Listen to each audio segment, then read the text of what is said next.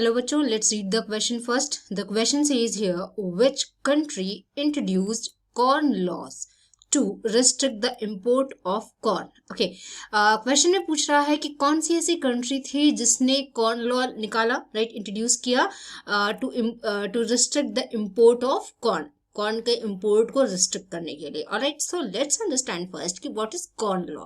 Right, corn law है क्या, ये पहले समझते हैं. So it was the tariffs and other trade restrictions on imported food and corn enforced in UK between 1815 to 1816. Okay, so corn law is a type of tariff या और other trade restrictions जो कि imported food पे लगाए गए थे, corn पे लगाए गए थे UK में between 1815 to 1816.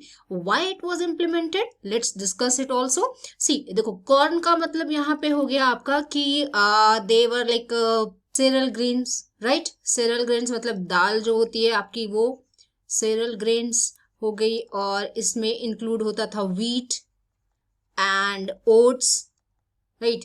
ओट्स इंक्लूड होता है, वेरले इंक्लूड होता है, राइट. तो ये सब कॉर्न कंसीडर किया जाता है कहाँ पे, इन यूके. ओके, नाउ ये रिस्ट्रिक्शन आया क्यों, ये लॉ आया क्यों? तो सी 18th सेंचुरी में क्या हुआ कि पॉपुलेशन जो थी वो इंक्रीज करने लग गई, राइट. पॉपुलेशन ग्रोथ बढ़ गया जिससे जो अर्बन सेंटर्स था, मतलब अर्बन जो पॉपुलेशन थी वो ग्रो करने लग गई. अर्बन सेंटर्स और यू कैन से अर्बन पॉपुलेशन ग्रो करने लग गए, एक्सपैंड करने लग गया, राइट. अर्बन एरियाज जो थे वो एक्सपैंड करने लग गए और तो उससे क्या हुआ, इंडस्ट्री भी ग्रो हुई. अब जब इस तरीके से ग्रोथ होना स्टार्ट हुई तो demand for the agriculture product, demand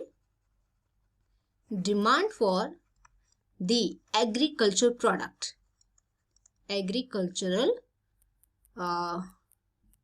just a second, let me correct it. Agricultural product also increased, right. ये भी क्या हुआ, इंक्रीज कर गया. तो in that case grain prices क्या हो गए, इंक्रीज करने लग गए, which resulted in increase in grain prices. Okay, grain prices क्या हुए, इंक्रीज करने लग गए. तो जो भी लैंड ओनर थे, जो भी लैंड ग्रुप थे जिनके पास लैंड था, वो क्या करने लग गए, प्रेशर क्रिएट करने लग गए to British government, right.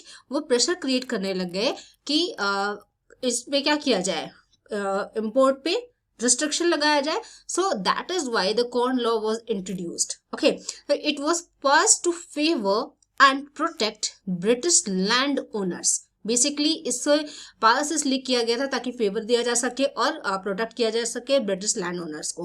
Alright, so it was introduced by UK